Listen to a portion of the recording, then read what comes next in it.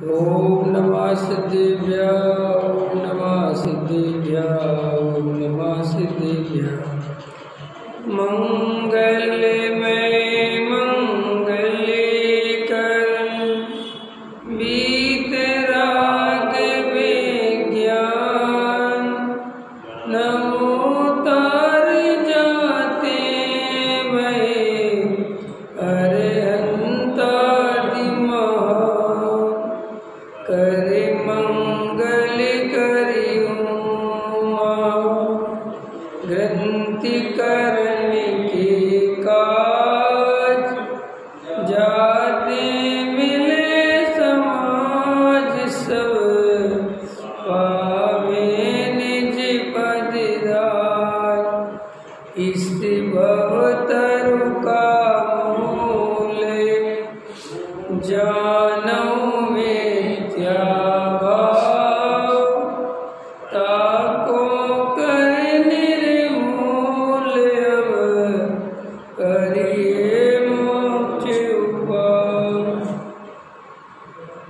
मोक्ष मार्ग प्रकाशक 7वां अधिकार, पृष्ठ क्रमांक 211। वेद ज्ञान को तब तक निरंतर भाना जब तक पर से छूटकर ज्ञान ज्ञान में स्थित हो। इसलिए वेद ज्ञान छूटने पर का जानना मिट जाता है, केवल आप ही को आप जानता रहता है।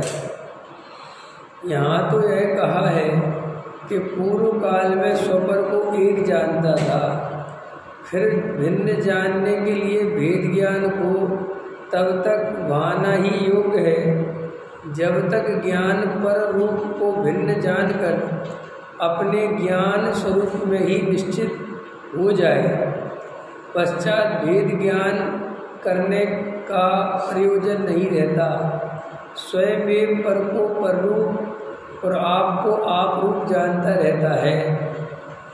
ऐसा नहीं है कि परद्रव्य का जानना ही मिट जाता है। इसलिए परद्रव्य को जानने या स्वयं द्रव्य के विशेषों को जानने का नाम विकल्प नहीं है।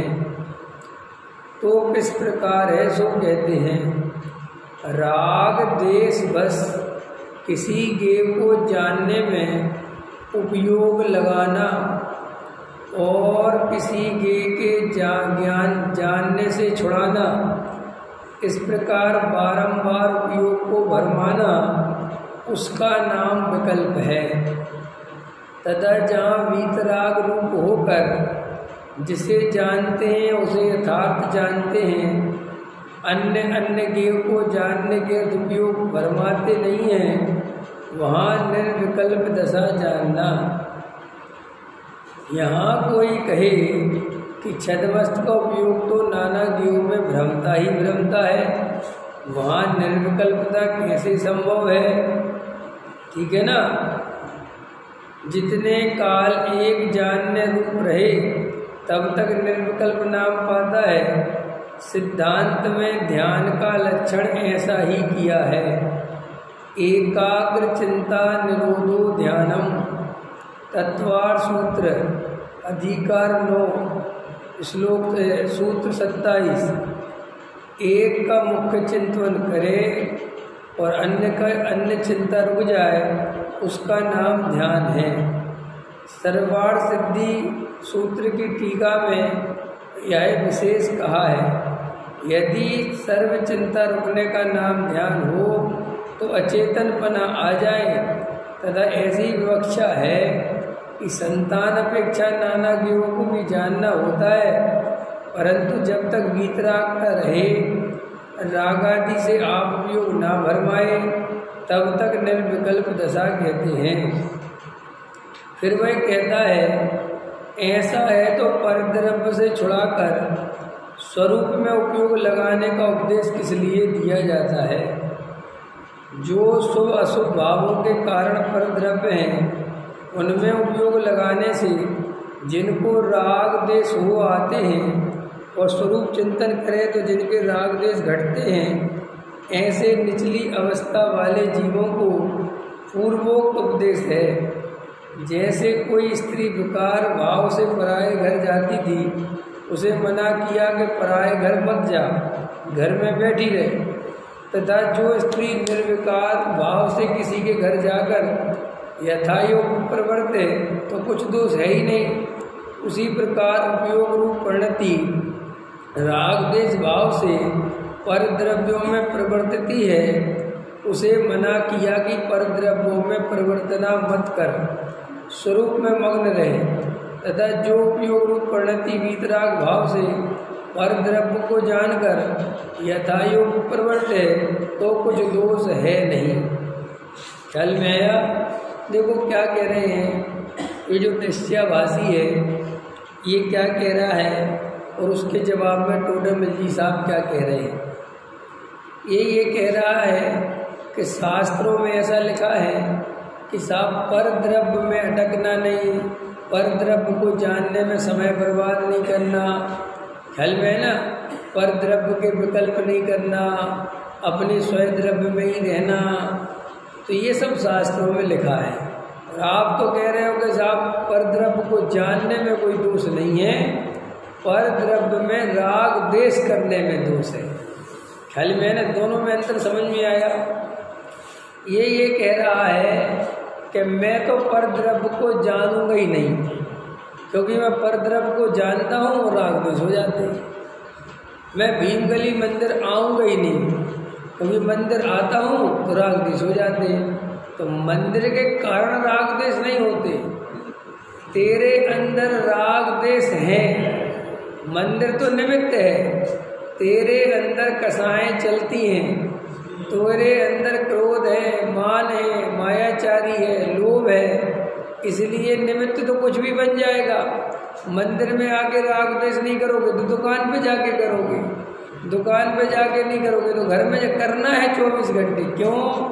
क्योंकि जो जीव आत्मज्ञान से रहित हैं, जिन जीवों को आत्मानुभूति नहीं है, जिन जीवों को आत्मा का सच्चा स्वरूप पता नहीं है, जिन जीवों को सम्यक दर्शन नहीं है, जिन जीवों को गहरा तत्व विचार नहीं है, जो जीव बेहोशी में जीते हैं, वे राग देश करे बिना रहते नहीं। जैसे नींद में गए तो सपने कम आना चालू हो जाता है, पता ही नहीं चलता। गहरी नींद में गए और ना जाने कहाँ कहाँ की बातें, कहाँ कहाँ के सपने आने लगते हैं। अब वो चाहता तो नहीं कि मैं आज ये सपने देखूं, नहीं समझ में, कौन चाहता है कि आज ये सपना देखूंगा या आज ये सपना देखूंगा, वो तो आ जाता है। ऐसे ये जीव जब तक मोह में जीता है, जब तक बेहोशी में जीता है, चाहे जितनी कोशिश करे कि मैं राग देश नहीं करूँगा, राग देश बुरे हैं, ऐसा कितना ही सोचे और कितना ही माला फेरे, लेकिन जैसे ही राग देश का निमित्त बनेगा तुरंत राग देश करेगा। अपन रोज सोच लेते हैं कि नहीं कि अब ऐसा नहीं करेंगे, अब ऐसा नहीं करेंगे, लेकिन अगले दिन ही क्या करते हैं, वैसे ही फिर करने लगते हैं। पंडित जी आप एकदम सही कह रहे हो, आज के बाद अब किसी से कोई मतलब नहीं रखेंगे, हमें कोई लेना देना नहीं है, बात बिल्कुल ठीक है। और 1-2 दिन होंगे और सब भूल भाल जाओगे, फिर जैसे जैसे फिर रमोगे, जैसे जैसे बेहोशी बढ़ेगी, फिर ज्यों के तो हो जाओगे, फिर कोई समझाएगा, फिर थोड़ी देर के लिए नींद खुलेगी, फिर कहोगे अब मैं राग देश नहीं करूँगा, फिर बेहोशी बढ़ेगी, फिर राग देश करोगे। ऐसा जन्मों जन्मों से जीव के साथ घटना घट रही है। रागे रूपे अंगारों द्वारा महाक्लेश पाता जग सारा, सजल मेघ बरसाए जिन वाणी। ये भजन पढ़ते थे हम, तो क्या कहता है कवि, राग देश अंगारों द्वारा। जैसे अंगारा होता है और हाथ पे जलो तो हाथ जला देता है, अंगारे को कहीं भी रखो वहाँ जला देता है, ऐसे ये राग देश रूपी की अंगारे ये निरंतर जीव को जला रहे हैं। महाक्लेश पाता जग सारा, और रात और दिन क्लेश चल रहे हैं। रात और दिन आकुलता की बाढ़ आई हुई है। आकुलता आकुलता आकुलता आकुलता 24 घंटे आकुलता। और शांति पाने के लिए मछली की तरह तड़पड़ाता है। जैसे कोई मछली को जल से अलग कर दे तो ऐसे से तड़पड़ाती है, ऐसे ये जीव राग द्वेष की भट्टी में जलता है और महाक्लेश पाता है, महा आकुलता भोगता है। लेकिन आत्मज्ञान के बिना, अपने स्वरूप को जाने बिना मछली की तरह तड़पता रहता है और कुछ समझ में नहीं आता कि इस राग द्वेष से कैसे बचूं। फिर प्रवचन आदि में जाता है तो वहाँ ऊपर ऊपर सुनता है राग द्वेष बुरे हैं, ये दुख के कारण हैं, कसाएं बुरी हैं, ये दुख के कारण हैं, इनसे दूर रहो, इनका त्याग करो। सो कहता है बिल्कुल ठीक कह रहे आप, ये दुख का कारण है, इनका त्याग करना है। लेकिन अंदर त्याग कर पाता नहीं। क्यों नहीं कर पाता? क्योंकि भेद ज्ञान नहीं है, वस्तु स्वरूप की सच्ची खबर। देखो भाई, हम वेद ज्ञान के बिना, आत्मानुभूति के बिना थोड़ी देर के लिए कसाय छोड़ तो सकते हैं। छोड़ सकते हैं माने कसाय बंद हो सकती है, शांति से बैठ भी सकते हो, लेकिन वो ज़्यादा देर कहानी चलने वाली नहीं है। थोड़ी सी बेहोशी आएगी, थोड़ी सी बस। जैसे अभी क्रोध किया और क्रोध आए, जैसे समझ लो उदाहरण के लिए अपन गाड़ी चला रहे, स्कूटर चला रहे हैं और सामने किसी का एक्सीडेंट हो गया, गिर गया, तो अपन स्कूटर स्लो चलाने लगते हैं, ध्यानपूर्वक चलाने लगते हैं। लेकिन कितनी देर चलाओगे? जितनी देर वो बात याद रहेगी, और जैसे ही वो बात भूलोगे फिर ज्यों कि त्यों हो जाओगे। तो ऐसी बहुत सी घटनाओं से जीव का चित्त आंदोलित होता है। उसको लगता है अरे कुछ नहीं रखा, पैसे में कुछ नहीं रखा, अरे मकारे सब बेकार है। लेकिन वो चित्त चूंकि परद्रव्य के परिणमन के कारण आंदोलित हुआ है, परद्रव्य की दशा देख के आंदोलित हुआ है। तो जैसे ही वो बेहोशी आएगी, जैसे ही वो घटना पुरानी होगी, सब भूल भाल जाओगे। नहीं समझ में आए? जैसे किसी के घर में कोई मर जाता है तो कितना रोता है यार, कितना दुखी होता है, लेकिन कितने दिन होता है? 4 दिन, 6 दिन, 8 दिन, 10 दिन, 15 दिन, महीना, 2 महीना, 3 महीना, 4 महीना, फिर बस धीरे धीरे भूल जाता, बात खत्म हो जाए। फिर उससे बात भी करते रहो, उसको कुछ नहीं होता, वो कहता हाँ ठीक है, अब जो होना था तो हो गया। तो ऐसे ही एक कसाएं बुरी हैं, एक कसाएं दुख देती हैं, ये सभी जीव जानते हैं। लेकिन इनसे मुक्त कैसे हुआ जाए, इन कसायों का नाश कैसे किया जाए, ये बात जानते हुए भी नहीं जानते। क्यों? क्योंकि इसका प्रयोग नहीं करते। तो देखो यहाँ पे टोडामल जी क्या कह रहे हैं कि देखो भाई, तुम परद्रव्य के कारण राग द्वेष नहीं करते, परद्रव्य है उसका परिणमन हो रहा है इसलिए तुम कसाय कर रहे हो, ऐसा नहीं है। परद्रव्य तो परद्रव्य है, तेरे अंदर कसाय है, तेरे अंदर मोह पड़ा हुआ है, और तू परद्रव्य को अपनी इच्छा के अनुसार परिणमन कराना चाहता है। ऐसी तेरी मोह की दशा है, और वहाँ वो परिणमन अपनी इच्छा के अनुसार होता नहीं। सो अत्यंत क्रोधित होता है, अत्यंत कसायवान होता है। सो ऐसा मानता है कि मैं क्रोध नहीं करता अगर ये ऐसा परिणमन नहीं होता। तो क्या सोचता है कि आंख बंद कर लो और भाग जाओ। कई लोगों के दिमाग में ऐसा आया, क्योंकि ये सीधा खड़े थे। हमें ऐसा लगता है कि हम स्त्री पुत्र मकान दुकान के चक्कर में फंस गए, इसलिए हमारे अंदर राग द्वेष चल रहे हैं। अगर हमारे स्त्री पुत्र मकान दुकान नहीं होते, हम बाल ब्रह्मचारी होते, तो बहुत आनंद में रहते और राग द्वेष से बच जाते। ऐसा एक सामान्य चित्त का ये लक्षण है। हर एक आम आदमी को ऐसा लगता है कि मैं तो सही आदमी हूँ, ये तो शादी घर गृहस्थी के चक्कर में कहते भी हैं लोग, कह रहे मैं किस घड़ी में फंस गया, बढ़िया अपना साधु संत बन के रहता ब्रह्मचारी। अरे चलो नहीं बनते ब्रह्मचारी, घर में ही रहते, शांति से तो रहते। तो ये इसलिए लगता है कि तू इस तरफ फंसा है, और जो उस तरफ फंसा है, जो ब्रह्मचारी है, उससे पूछो, वो कहता कि इस घड़ी में ब्रह्मचारी बन गए, लोगों की बातों में आ गया मैं। नहीं समझे? सब अपने अपने में मगन हैं, अपने अपने घर गृहस्थी में लगे, मैं ही अकेला बैठा रहता हूँ, न लोगों को आहार की चिंता है, न लोगों को चिंता है, लोगों को वो करते रहो किस घर। अब देखो उसको वहाँ लगता है। तो ये मिथ्या दृष्टि का जो चित्त है, ये हमेशा पर द्रव्य में दोष खोजता है।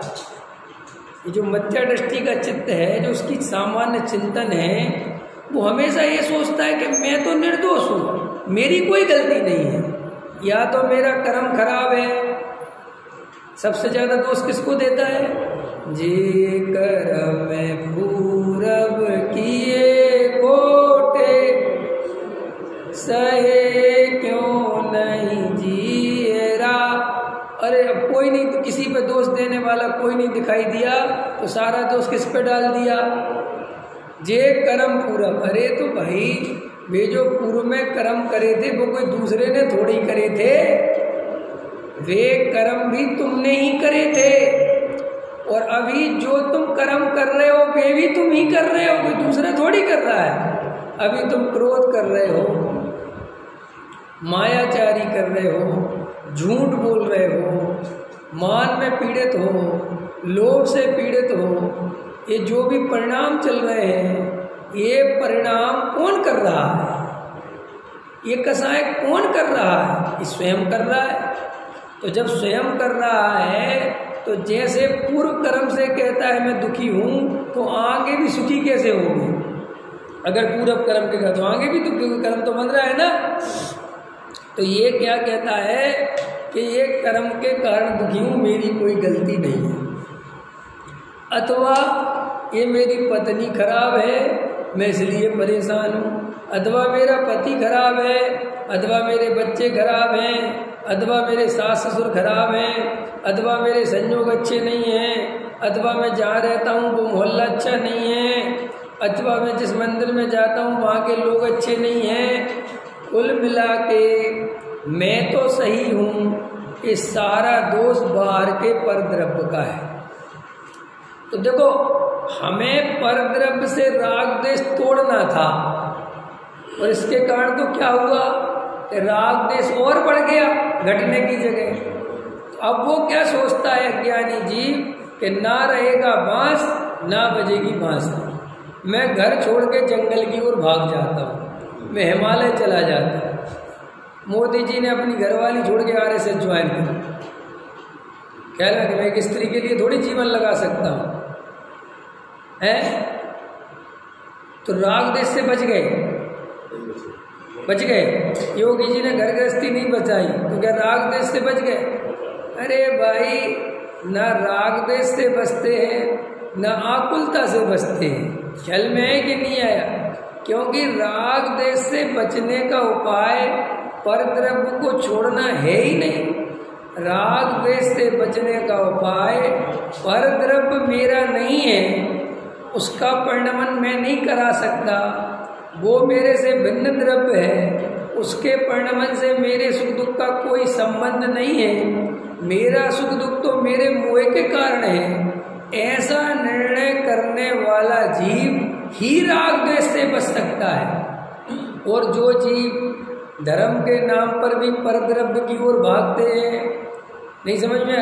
अब कई लोगों को धर्म के नाम पर हमारा तो सम्मेश्वर में बहुत मन लगता है, हमारा तो फलानी जगह बहुत मन लगता है, और कहीं नहीं लगता।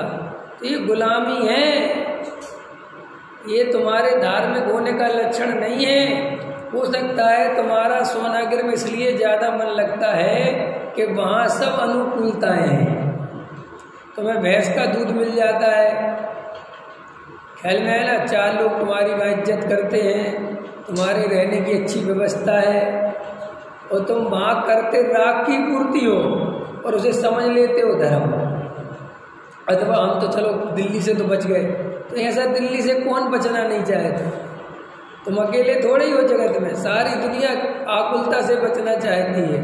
सो आकुलता से बचने का उपाय एक द्रव्य से दूसरे द्रव्य की ओर चले जाना, ये उपाय सच्चा नहीं है। पर द्रव्य से हटके स्वयं द्रव्य में चले जाना ये है।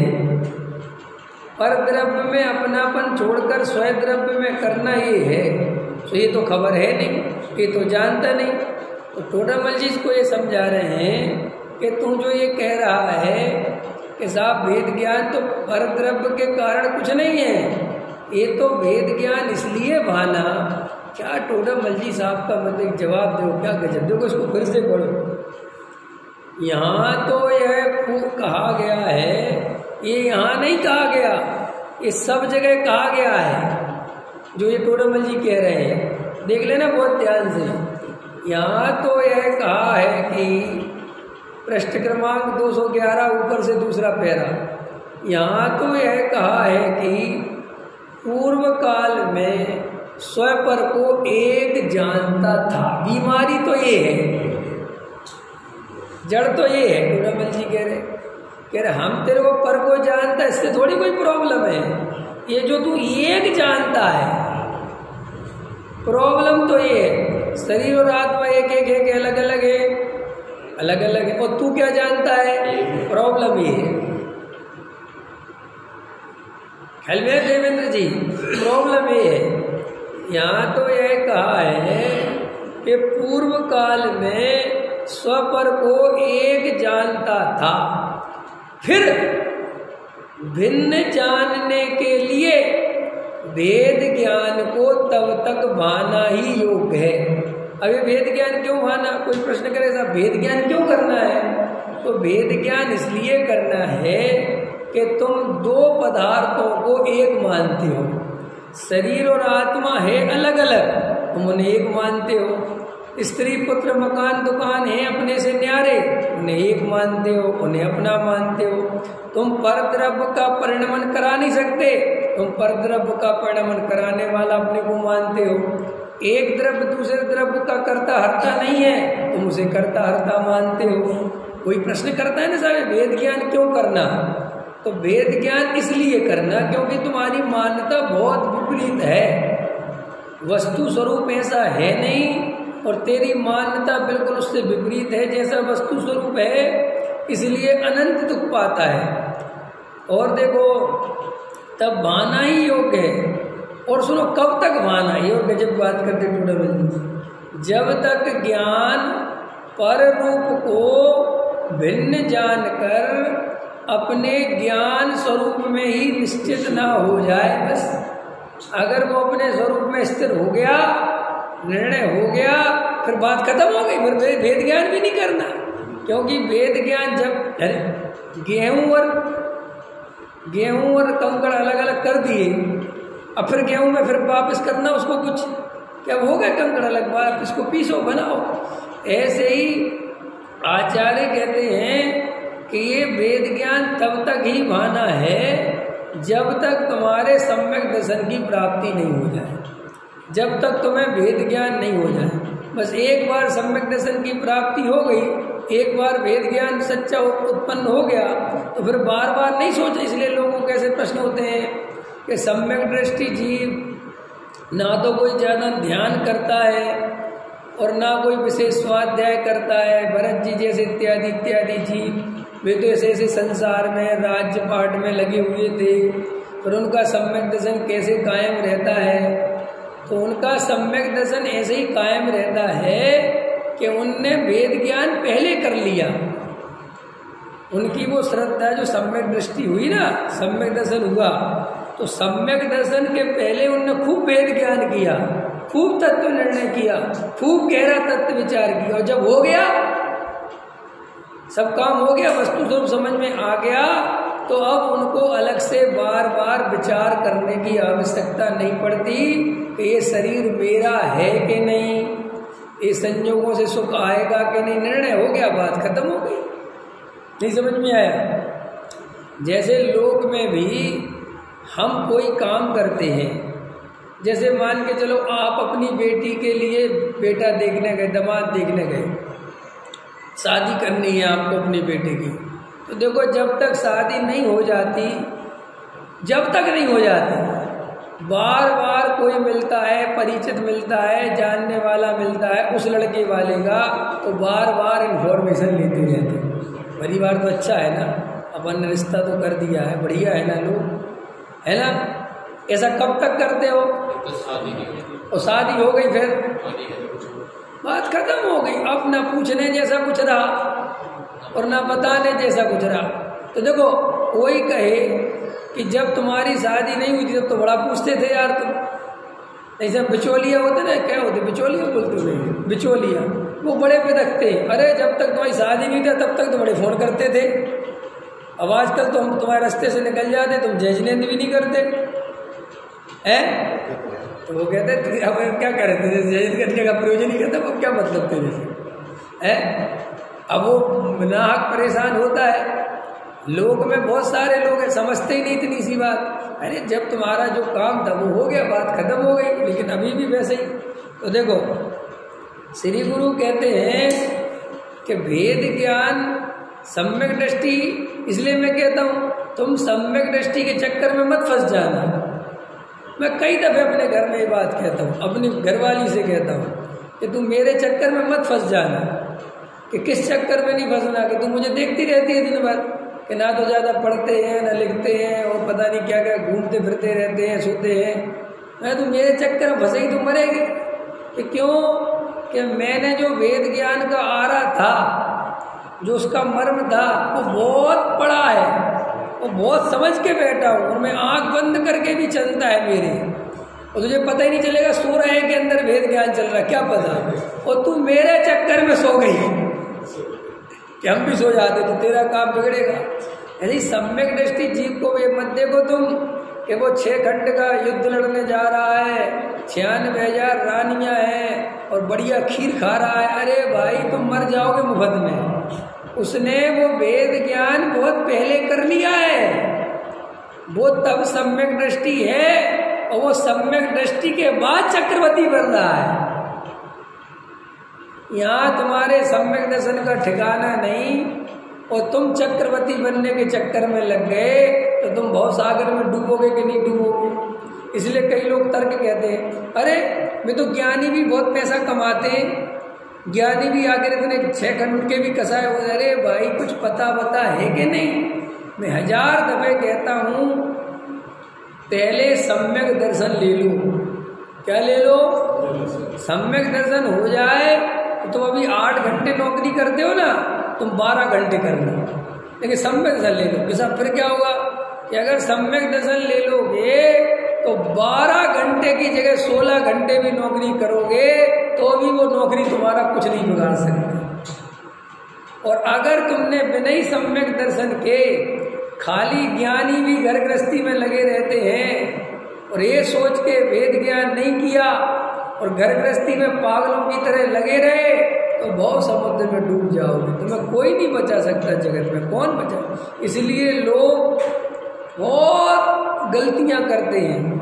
देखो टोडामल जी ने साफ साफ लिखा कि ये भेद ज्ञान भी तब तक करना पड़ता है जब तक पर रूप न लगने लगे। बस पर रूप लगने लगा, देह आत्मा अलग अलग लगने लगे, शरीर संयोग का करता धरतापन अंदर से मिट गया, बस बात खत्म हो गई। अब कोई दिक्कत नहीं है, बार बार सोचने की जरूरत नहीं है। सीधी सी बात है, अब गहरा तत्व विचार करने की आवश्यकता नहीं है। क्यों नहीं है? क्योंकि गहरा तत्व विचार कर काहे के लिए रहे थे कि पर द्रव्य को अपना मानते थे और बार बार फिसल जाते थे। जैसे देखो अभी आप स्वाध्याय सुन रहे हो, तो अभी आप स्वाध्याय सुन के आपको अंदर लग रहा है कि हाँ सही कह रहे भैया, शरीर और आत्मा अलग अलग है और ये है और वो है और कोई किसी करता धरता नहीं है, आत्मा ही सब कुछ है, ये सब सुन रहे हैं आप। तो ये 6 उपसम ज्ञान पे आपको बात समझ में आ गई। वेद ज्ञान में और 6 उपसम ज्ञान में क्या अंतर है समझा रहा हूँ। तो 6 उपसम ज्ञान में आपको बात समझ में आ गई। तो आप अब यहाँ कहोगे साहब बिल्कुल एकदम क्लियर है, कोई किसी का नहीं है, अरे कौन किसका करता धरता है। लेकिन ये बात क्षयोपशम ज्ञान में समझ आई है, इस श्रद्धा में समझ में नहीं आई। समझना मेरी बात। तो ये क्षयोपशम ज्ञान की क्या स्थिति है कि ये कोई भी बात समझ भी जल्दी लेता है और भूल भी जाता है। नहीं समझ में आया? क्षयोपशम ज्ञान कैसा होता है? कोई चीज याद कर ली और 2, 4, 6 दिन, 8 दिन, 10 दिन नहीं करी तो फिर भूल जाओ। तो क्षयोपशम ज्ञान बहुत कीमती नहीं है। क्षयोपशम ज्ञान की कीमत तब है कि जो बात तुम्हें क्षयोपशम ज्ञान में समझ में आई है वो बात तुम्हारी श्रद्धा तक चली जाए, और अगर वो श्रद्धा तक चली गई तो फिर बात काम हो गया, सिद्धि हो गई।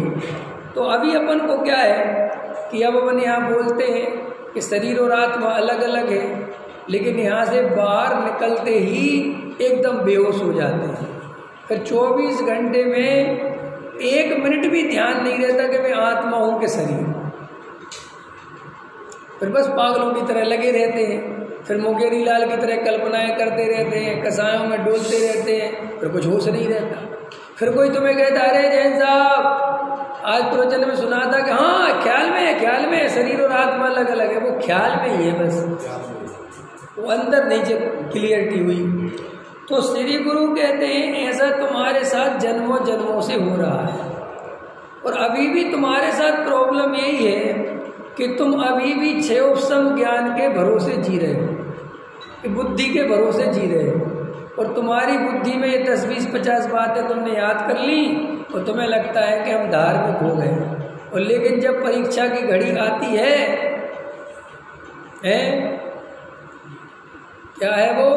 धन्य भला हो रे क्या बुरा कहिए लीन पर उपकार सो, कि धन को है तो बुरा लेकिन फिर भी भला कह देते हैं अगर वो दूसरे के उपकार में लग जाए। अब अंदर देखो, अपना चेक करो। धन अपन कहते तो हैं कि बुरा है, लेकिन हृदय में जब धन की बात आती है तो क्या होता है? कितना मिल जाए। कभी कभी तुम्हें देखना हो ना कि धन तुम्हें कितना चाहिए, तो तुम ऐसा जागती हुई आंखों से सपने देखो कि अगर मुझे लॉटरी लग जाए या मुझे कोई देने वाला मिल जाए तो मैं कितने करोड़ मांगूंगा। अरविंद जी कितने मांगोगे? सोचना कभी। तुम्हारा मन कहेगा 10 करोड़। अगर 10 करोड़ तुम्हें ज़्यादा लगते होंगे, फिर तुरंत मन कहेगा यार मांगनी 10 करोड़ क्यों मांगना, 10 करोड़ में क्या 100 करोड़ मांग लेते, समस्या खत्म हो जाएगी। समझ में आया कि नहीं? 10 तो खर्च हो सकते, 100 बहुत है। फिर कहेगा अरे 100 का भी कुछ नहीं, 200 मांग लो। देखो अब जैसे जैसे कसाई को तुम अवसर दे रहे हो, लोग कसाई को 200 गज का मकान चाहिए कि 400 गज और फ्री में मिल रहा हो, 1000 गज का मिल जाए। अभी हमको पता नहीं चलता अपने अंदर कितनी वासना भरी है, अभी कुछ पता ही नहीं चलता अपने को। कुछ एक एक वासना के बारे में आप देखना कि जो अपने के रात को सपने आते हैं ना, ये आपकी वासनाएं जो दबी पड़ी हुई हैं, वे सब वासनाएं नींद में जागृत हो जाती हैं, क्योंकि वहाँ चित्त को अवसर मिल जाता है वो सब वासनाओं को प्रकट करने का। इसलिए लोग रात में जब सुबह उठते हैं तो कहते ना जाने कैसे कैसे सपने आते, मुझे ना जाने कैसे कैसे नहीं आते, जो दबा रखा है वो वैसे ही वैसे आते हैं, बहुत गहरे में। अब देखो लोगों की उम्र बीत जाती है 25, अब मैं कितने साल का, 37 साल 38 साल, और मुझे सपने में गांव दिखता है। कब गांव छोड़ दिया, कब गांव से निकल गए, लेकिन वो बहुत गहरे में जाके बैठा है गांव, क्योंकि बचपन वहां बीता है ना। 18 साल की उम्र वहां निकाली ना, तो जो शुरुआत में बच्चा होता है तो वो बहुत संवेदनशील होता है, वो जल्दी गहरी धारणा बनती है वहाँ बचपन में। बाद में तो अपन चतुर हो जाते हैं, बदमाश हो जाते हैं, तो फिर वो धारणाएं उतनी मजबूत नहीं बनती। इसलिए बहुत सारे लोगों को बहुत पुरानी बातें बहुत आती हैं, वो कहते पता नहीं कहाँ की नहीं आती, वो अंदर वासनाएं दबी पड़ी हुई हैं। तो देखो आचार्य कहते हैं कि ये जो वेद ज्ञान है ये निचली भूमिका वाले को बहुत ज़्यादा करना पड़ता है, क्योंकि वो मिथ्या दृष्टि है। इसलिए अगर अपन को मिथ्यात्व है तो अपन को बहुत ज़्यादा मेहनत करनी पड़ेगी। देखो भाई, सम्यक दृष्टि को मेहनत पहले कर चुका है। जैसे लोग में भी होता है ना, एक ऑफिसर बन गया, IAS ऑफिसर बन गया, और एक नहीं बना। मेहनत ज़्यादा कौन करता है? IAS जिसे बनना है वो रात दिन पढ़ता है, और जो बन गया हो सकता है वो पुस्तक भी नहीं उठाता हो। तो कोई कहे यार JKC पढ़ाइए, जब नहीं बने थे तब तो इतना पढ़ना, और जो बन गया, कई बार होता है ना कि बड़े बड़े ऑफिसर होते हैं, बड़े बड़े पदों पे बैठे होते हैं, तो उनके जो नीचे वाले होते हैं वे सोचते हैं कि ये बहुत मजे कर रहा है। नहीं समझ में आया? तो वे कभी कभी मीटिंग लगाते हैं अपने नीचे वालों को, और वो क्या कहते हैं कि आप मेरी तरफ देखते हो और आप सोचते हो कि ये आदमी AC में केबिन में डाल के कुर्सी बैठा रहता है और एक फाइल पे साइन मारता रहता है, बाकी सारी मेहनत हम करते हैं। ख्याल में है ना? तो वो कहता है, समझाता है कि ये जो मैं साइन मारता हूँ, इसके पहले का तुम्हें पता नहीं कि साइन मारने का अधिकार कब मिला। समझ? अब्दुल कलाम जब देश के राष्ट्रपति बने तब उनने देश के युवाओं को संदेश दिया, और वो संदेश बहुत अच्छा था। उन्होंने कहा कि आज मुझे आप देखते हो APJ अब्दुल कलाम देश के राष्ट्रपति बन गए। ख्याल में है ना? लेकिन आप ये नहीं देख पाते कि राष्ट्रपति बनने तक का सफ़र मैंने कितनी मुश्किल से पूरा किया है। वो तुम्हें दिखाई, तुम्हें तो क्या दिखाई देता है? राष्ट्रपति। लेकिन ये राष्ट्रपति बनने के पहले कितना संघर्ष किया है, अंतर समझ में है? ऐसे तुम्हें सम्यक दृष्टि भरत जी दिख रहे हैं, वाह क्या मजे हैं भरत जी के, 6 खंड के राजा भी हैं, इतने इतने विषय, वो सम्यक दर्शन भी है और सम्यक दर्शन भी है। मैंने सम्यक भरत जी का सम्यक दर्शन तो सबको इतना अच्छा लगता है कि काश हमें भरत जी वाला सम्यक दर्शन मिल जाए।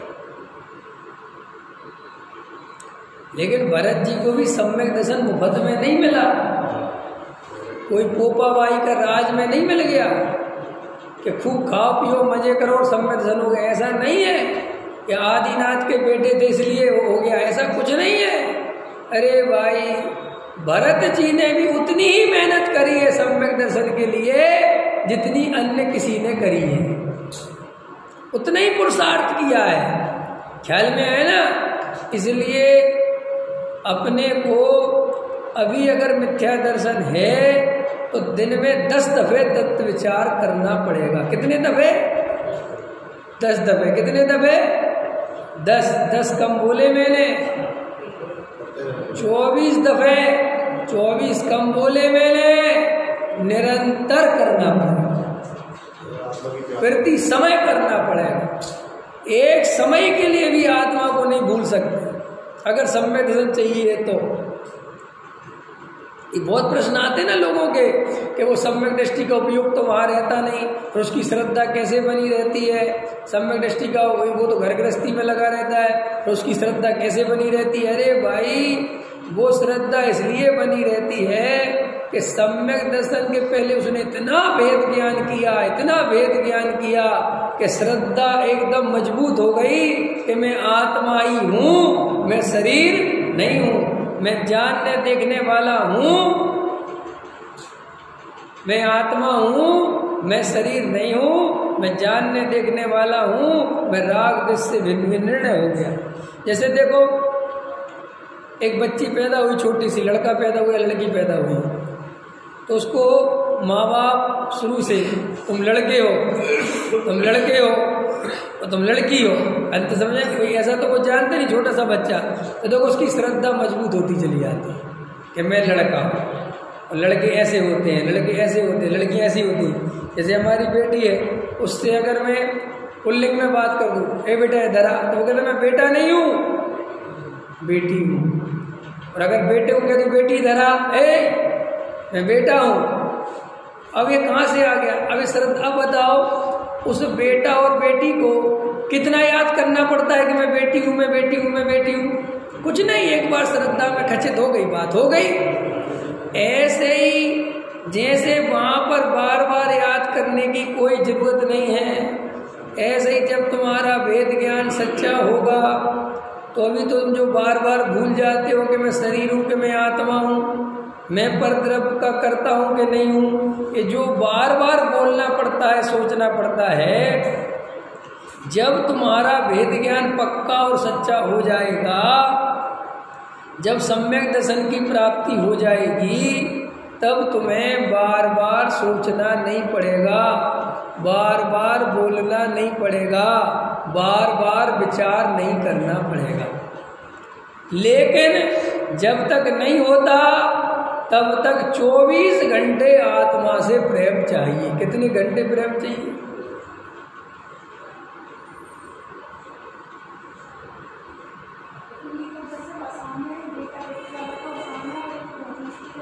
हाँ बराबर, बेटा बेटी वाला इसलिए आसान है कि वो प्रकट है, बाहर की चीज है, आत्मा अंदर की चीज है।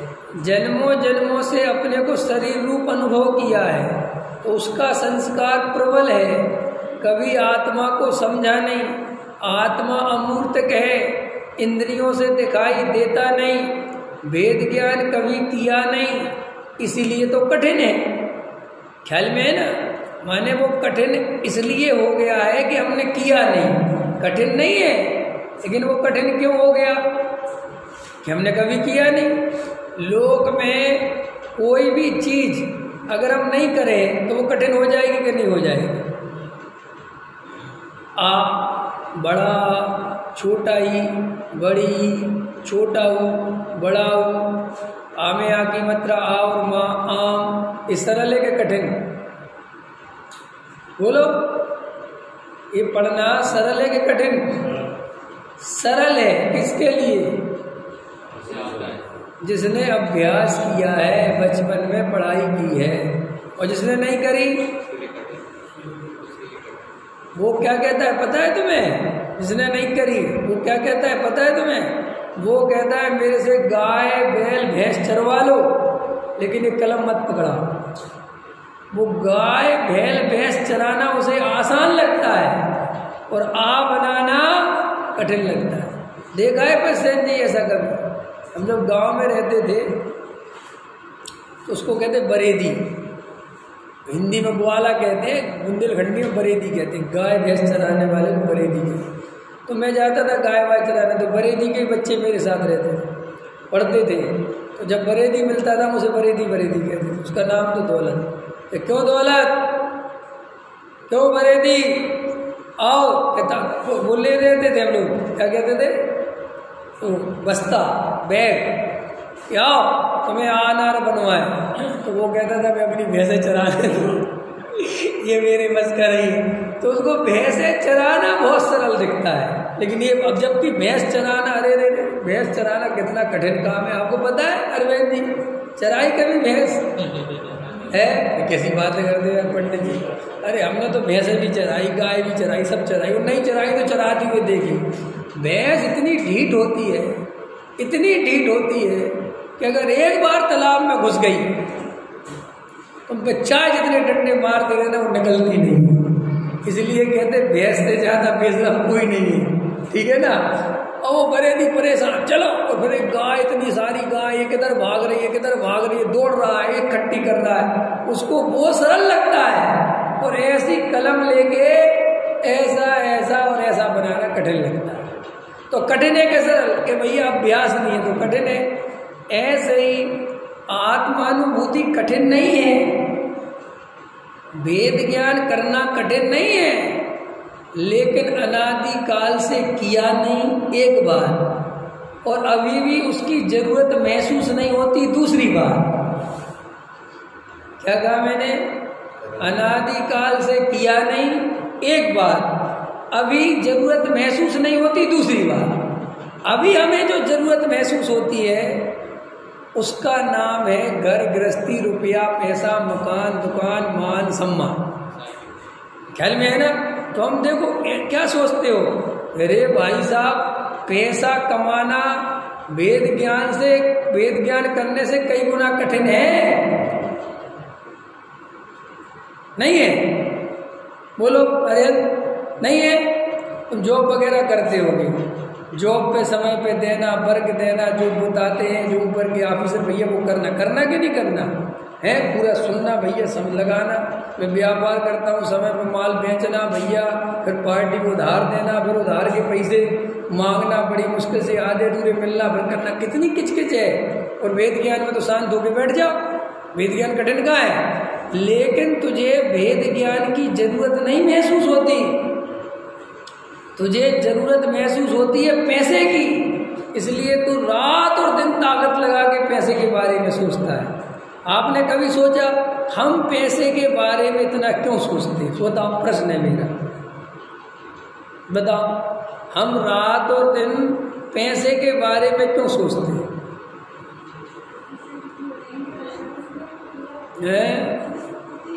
क्यों? सुख बुद्धि है, ये तो शास्त्रों के उत्तर है, वैसे नॉर्मल उत्तर दो, ये भी तुम्हारा शास्त्रिक उत्तर है। और दो, अरे भाई रात और दिन पैसे के बारे में इसलिए सोचते हैं कि हमारे जीवन में जितनी कुछ भी सुख की कल्पना है वो पैसे से मिलेगा। ये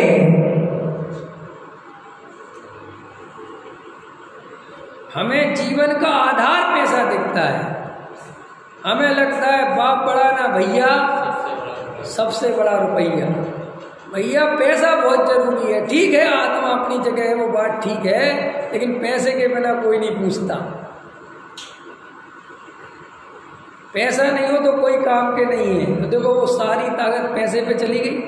तो जैसे ही वो पैसे की इतनी वैल्यू समझ में आई तो अपने आप महा मुसीबतों में भी कमाने जाता है कि नहीं जाता? बोलो। अरे ये तुम्हारा कौन सा है? गांधीनगर है, चांदनी चौक है। ये जो व्यापारी लोग होते हैं ना, ये जो जिनके व्यापार चलते हैं, कैश व्यापार चलते हैं, रोज की दुकान गल्ला उठाते हैं। तो कल आ रहे थे अपने एक व्यापारी, अरे उनका तो नाम भी ले सकते हो, रवेद जी आ रहे थे। ख्याल में आया कि नहीं आया? प्रस्तावित उसे पैसा रहता है कि नहीं? और मेरे को मिल गए, मैं कल गया था, ख्याल में है ना? मैंने कहा हाँ, तो हो सही नहीं कि कौन है, हम समझ गए माल है। ख्याल में आया कि नहीं आया? हाँ, तो देखो ऐसा ऐसा आकुलता झेलता है, जाता है, पैसे इकट्ठे करता है, कोई दबा के लाता है, कोई छीन ना ले। कितनी सावधानी है, कितनी न रबड़ी खाने का मन करता है, कोई जय जनित करे तो सुनाई नहीं देता। और अपना वाला भी, अरे ठीक है बाद में मिलेंगे। कितनी सावधानी आ गई, ना व्यवहार की चिंता, ना खाने की चिंता, ना पत्नी, ना कुछ नहीं दिख रहा। सब क्या दिख रहा? बैग सही सलामत घर पहुंच जाए, बराबर हो गया। तो इतना पैसे से प्रेम है। तो देखो पैसे से इतना प्रेम होने के कारण पैसे के प्रति सावधानी अपने आप आ गई कि नहीं आ गई? अरे बोलो हाँ या ना? कुछ करना पड़ा? कुछ भी नहीं। ऐसे ही तुम्हें आत्मा से सच्चा प्रेम होगा तो तुम्हें वेद ज्ञान करना नहीं पड़ेगा, वेद ज्ञान निरंतर चलने लगेगा। हर कदम कदम पे आत्मा दिखाई देगा और बार बार ऐसा चित्त में बात आएगी कि हे प्रभु को अपने स्वरूप में रम जाओ। संसार की एक एक कदम में चलने में आकुलता भाषित होगी, एक एक कदम। जैसे वो पैसा हाथ में लिए हुए है तो वो 1 किलोमीटर का सफर भी 10 किलोमीटर जैसा लगता है। कब घर पहुंच जाओ? ऐसी सम्यक दृष्टि को कब निज स्वरूप में पहुंच जाओ? कितना सरल, ख्याल में है ना? तो गहराई से विचार करना कि भैया ये बात कठिन क्यों हो गई, ये वेद ज्ञान कठिन क्यों हो गया? इसलिए कठिन हो गया कि अभी आत्मा की बहुत ज़्यादा प्यास नहीं है, या वो बहुत ज़्यादा सुख का कारण नहीं दिखा। ये तो जमा क्या सब सुख है, सुख है, सुख है, लेकिन अभी जैसा पैसे में सुख दिखता है वैसा सुख आत्मा में नहीं दिखता। अगर वैसा सुख आत्मा में दिखने लगे कि जैसा पैसे पे भरोसा है कि पैसा होगा तो सब कुछ होगा, ऐसा अगर आत्मा पे भरोसा आ जाए कि आत्मा है तो सब कुछ है, आत्मा कल ही मिल जाएगा, अभी मिल जाएगा। सहजानंद